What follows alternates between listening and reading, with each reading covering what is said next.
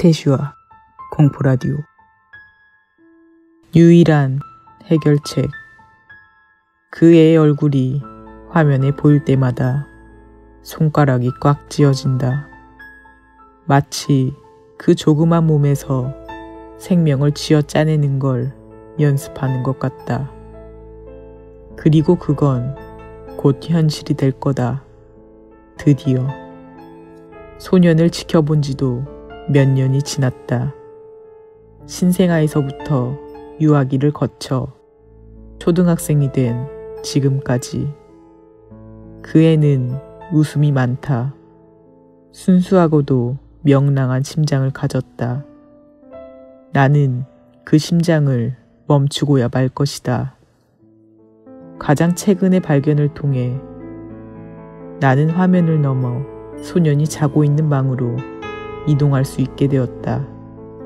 기술을 다 연마하지 못해 거기에 실제로 갈 수는 없지만 그건 곧 가능할 것이다.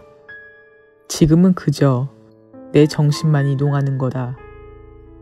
나는 소년의 침대 위로 날아가고는 그 애를 내려다보았다.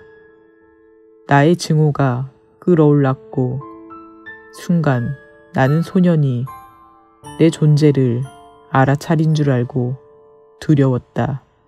그 애가 눈을 번쩍 뜨더니 히익하고 숨을 참았기 때문이다.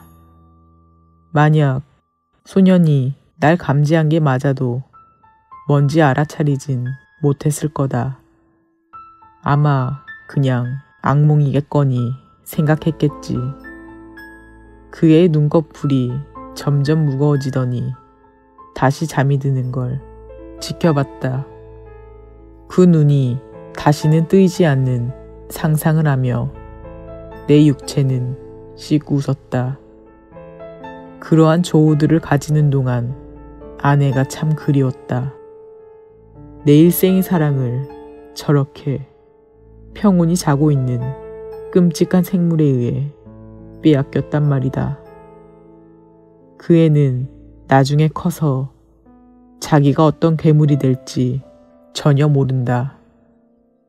누가 날 멈추기 전까지 소년의 얼굴을 몇 번이나 찌를 수 있을까 생각하는 도중 사랑하는 아내에 대한 기억들이 부드럽게 밀려왔다.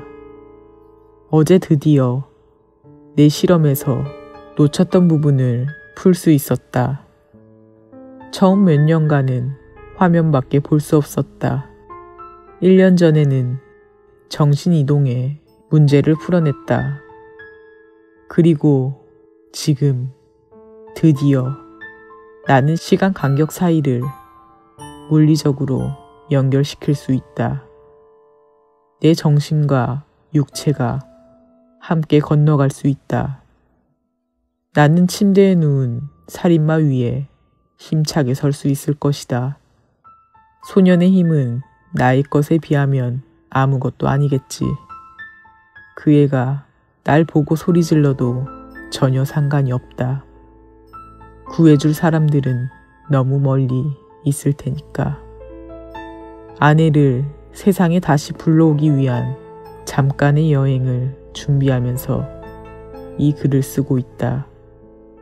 어떻게 할지 상상하니까 가학적인 즐거움으로 내 얼굴이 환히 빛난다. 어떻게 그녀의 살인마를 없애버릴지 말이다. 내가 항상 상상했던 것처럼 목을 조를까? 그 부드러운 목을 베어버릴까? 나중에 내가 사랑하는 여자를 죽일 결정을 내릴 그 뇌를 조각내서 그걸로 베개를 꾸며줄까? 뭐든지 가능한 얘기다. 가장 중요한 건 소년이 무조건 죽어야 한다는 거다. 어떤 상황이 됐든 그 애가 자라서는 안 된다.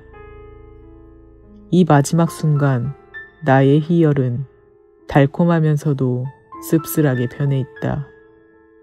이게 다 끝나면 내 사랑은 돌아와 있을 것이다. 그녀의 인생은 아무렇지 않게 다시 이어질 거다. 하지만 아내는 절대 모를 것이다. 그녀는 내가 거치는 희생에 대해 전혀 알지 못할 거다. 그녀의 죽음은 사고였다. 주의를 기울이지 못한 자기중심적이며 건방진 젊은 과학자의 끔찍하고도 경솔한 실수. 하지만 그 사고는 다시 되돌려질 것이다. 몇 초 후면 나는 시간을 되돌아가 그 일이 절대 일어나지 않도록 만들 거다. 전부 마치고 나면 그녀가 어딘가에서 안전하게 다시 나타날 거라는 생각이 그 어린아이를 죽이는 일을 훨씬 낫게 만들어준다. 나의 아내가 나를 절대 모르게 된다고 해도, 나의 존재가 영원히 사라진다고 해도, 이제 갈 시간이다. 정말 열심히 노력한 일이 드디어 결실을 맺게 된다.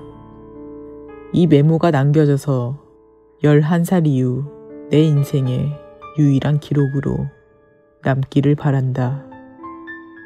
미래의 나 자신에 의해 살해당한 나이 11살.